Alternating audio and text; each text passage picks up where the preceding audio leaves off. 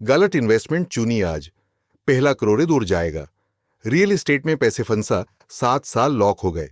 Mutual fund SIP miss किया, 40 लाख रुपए का नुकसान। अभी डिसाइड नहीं किया तो कंपाउंडिंग का फायदा खत्म। ये एक गलती पहले करोड़ को 15 साल डिले करेगी। सीधा बात करते हैं, ये नंबर्स झूठ नहीं बोलते। मैंने भी यही सोचा था और गलती की थी। मेरे एक कॉलीग ने 2019 में प्रॉपर्टी ली, 15 लाख रुपए डाउन पेमेंट दिया, अपनी 4 साल की पूरी सेविंग्स। उसने सोचा सॉलिड इन्वेस्टमेंट है, रेंट भी मिलेगा। आज 2026 में प्रॉपर्टी अभी भी वही वैल्यू पे है।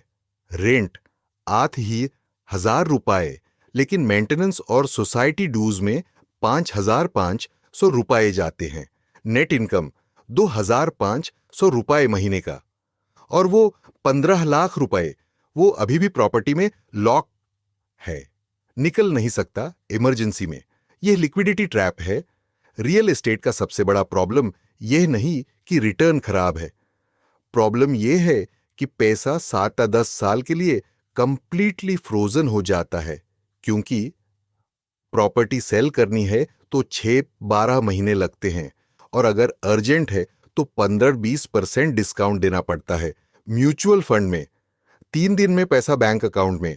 मैं सीधा बोल रहा हूं, ये रही हूं जान को। ये डिफरेंस पहले करोड़ को 10+ साल डिले कर देता है, क्योंकि जब तक वो 15 लाख रुपए प्रॉपर्टी में लॉक था, कंपाउंडिंग चल ही नहीं रही थी। नंबर्स देखो, सेम 15 लाख रुपए, 2 रास्ते। रियल एस्टेट 15 लाख रुपए डाउन पेमेंट, 7 साल में प्रॉपर्टी वैल्यू 18 लाख रुपए, approx 3% annual appreciation in tier 2 city.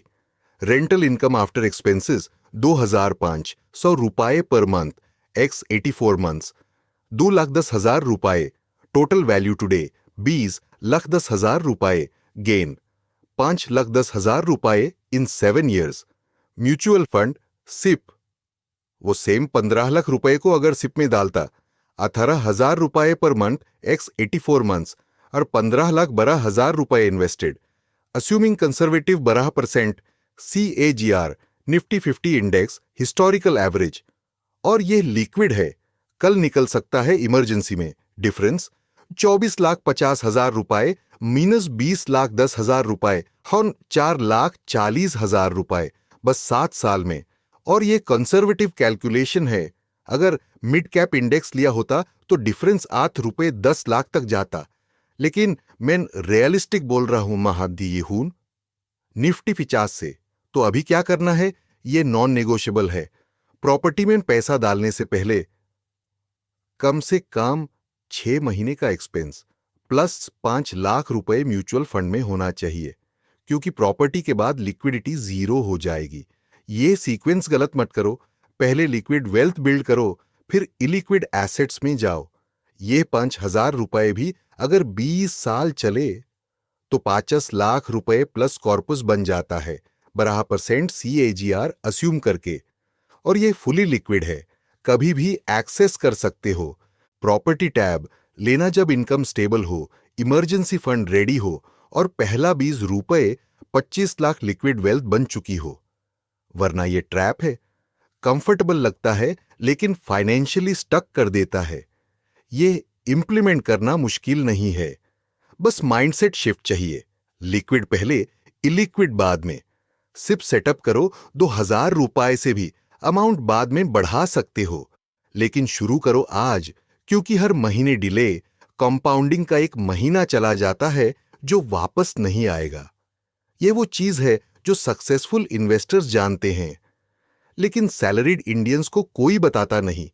Real estate अपनी जगह सही है, लेकिन सीक्वेंस मैटर करता है। पहले फाइनेंशियल फ्रीडम, फिर रियल एसेट्स। उल्टा किया तो 10-15 साल EMI और लॉकेड कैपिटल में निकाल जाएंगे। यह वीडियो सिर्फ एजुकेशनल कंटेंट है, फाइनेंशियल एडवाइस नहीं है। अपना खुद का रिसर्च करें या किसी सेबी रजिस्टर्ड एडवाइजर से मिलें। अगर यह वीडियो से क्लैरिटी मिली तो एक लाइक बनता है, और सब्सक्राइब भी कर लो, क्योंकि अगली वीडियो में मैं बताऊंगा सिप स्टेप अप कैसे करो और कब करो। वो एक फीचर है जो ऑटोमेटिक वेल्थ बिल्डिंग को 40% फास्ट कर देता है, लेकिन 80% लोग एक्टिवेट ही नहीं करते। वो नेक्स्ट वीडियो में। तब तक सिप शुरू करो, लिक्विड रहो और पहला करोड़ टारगेट करो। मिलते हैं नेक्स्ट वीडियो में।